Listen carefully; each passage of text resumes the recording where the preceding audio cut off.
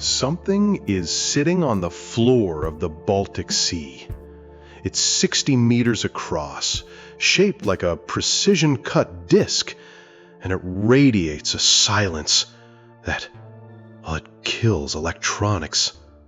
To a geologist, it's just a glacial erratic, a random chunk of stone dragged along by a dying glacier.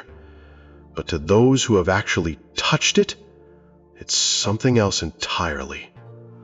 Right angles, perfect circles, a dead zone that swallows GPS signals. Today, we're looking at a physical impossibility, an object that looks like a rock, but behaves like a machine.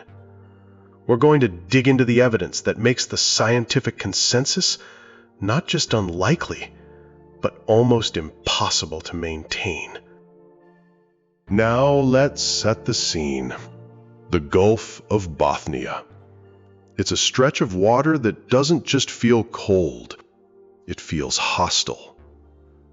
90 meters below the surface, the light just vanishes. Completely. It's replaced by a crushing, absolute black that swallows every single beam of a flashlight. This is the territory of Ocean X, a team of treasure hunters. They weren't looking for mysteries, they were looking for shipwrecks.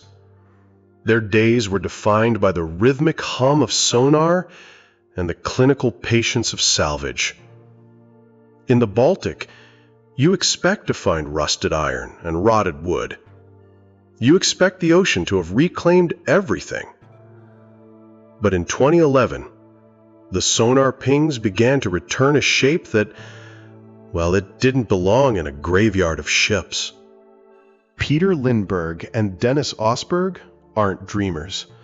They're salvage professionals, men who deal in the concrete reality of weight, tension, and salt. They've spent their careers pulling the tangible remnants of history from the mud. When they first saw the anomaly on their screens, their instinct wasn't wonder. It was skepticism. They'd seen strange rock formations before. But as they tracked the object, the readings didn't normalize. The shape remained consistent. The dimensions remained precise. For the first time in their professional lives, the men who knew the seabed better than their own backyards realized they were staring at something that defied the map. Then came the ping. The sonar didn't just find a rock, it mapped a structure. A massive, disc-shaped object, 60 meters in diameter, roughly the size of a 20-story building lying on its side. But it wasn't just the disc.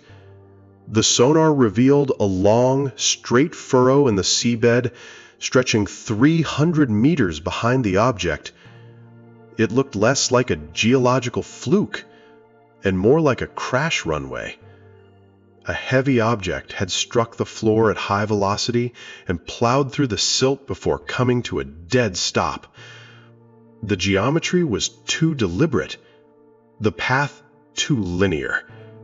It wasn't a drift, it was an impact. As the team moved closer, the environment changed. They entered what they now call the dead zone. In a 200-meter radius around the object, the world stopped communicating. Satellite phones went silent. GPS coordinates began to drift and then vanished entirely. The electronics didn't just glitch, they ceased to function. It was as if the object were projecting a veil of electromagnetic interference, a wall of silence that isolated anyone who approached it.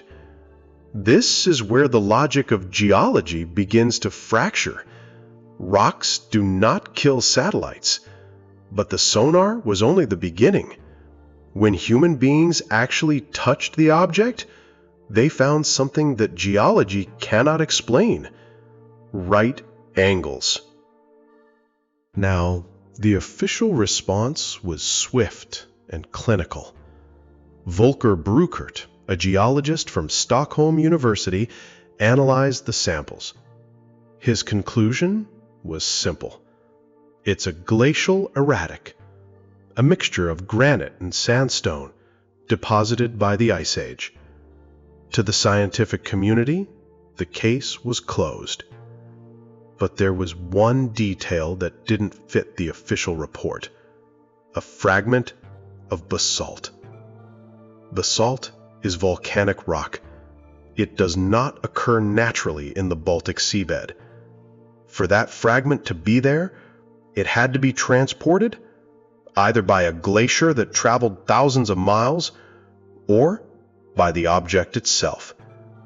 The official answer explains the material, but it ignores the geometry. Stefan Hogeborn descended into the black. When he finally reached the structure, he didn't find the jagged, random edges of a glacial boulder. He found walls, vertical, 90-degree walls that felt engineered. He traced the perimeter of what looked like a circular hatch frame, a depression in the stone that suggested a point of entry. And then there was the texture. The surface wasn't just cold, it felt scorched. There is something deeply wrong about a rock that feels like it was put through a furnace. He was touching a surface that had been subjected to extreme thermal stress, yet it sat in water that stays near 0 degrees Celsius. Wait until we look at the sub-bottom profiling, the data that proves this thing didn't grow from the earth. Most people look at the photos and see a rock sitting in the mud. But the sub-bottom profiling data, sonar that can see through the seabed, reveals a different story. The anomaly is not an outcropping. It is not a vein of rock emerging from the crust. The data shows a clear gap between the object and the bedrock below. It is resting on top of the seabed, like a coin dropped on a table. It arrived there. It landed there. It is a foreign body in a foreign environment, an intruder that the Earth did not create. This creates a violent collision of theories. On one side, we have the glacial erratic theory, a freak occurrence of nature where ice carved a perfect disk and a 300-meter trench. On the other side, the corpse of technology hypothesis.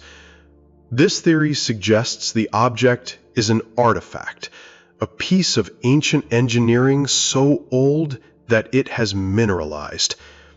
Over millennia, the alloy has been replaced by minerals. The metal has turned to stone, leaving behind a petrified skeleton of a machine. The object looked like a rock, but the electronics died. Therefore, it required a human descent. The material was identified as basalt, but basalt doesn't occur naturally there. Therefore, it had to be transported. It's a clash of logic. I find myself thinking about the mask of geology. We're taught that the Earth is a slow, honest storyteller. But the Baltic anomaly suggests that geology can be a disguise. If a machine sits in salt water for 10,000 years, it ceases to look like a machine. It becomes a reef. It becomes a stone. It makes me wonder how many other hidden tombs are resting in the crushing dark of our oceans, objects we dismiss as natural formations, simply because we lack the tools to see through the mineral crust. We aren't looking for ships. We're looking at a graveyard of things we cannot name. Even now, the mystery persists. There is a thermal anomaly centered on the object, a pocket of water that remains at a constant, unnatural temperature, regardless of the season.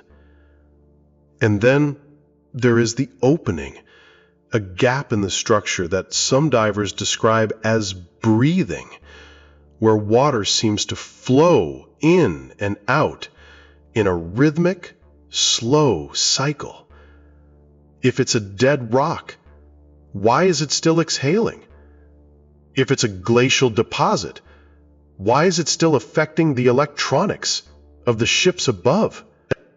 60 meters of diameter, a 200-meter dead zone, 90-degree walls of scorched basalt.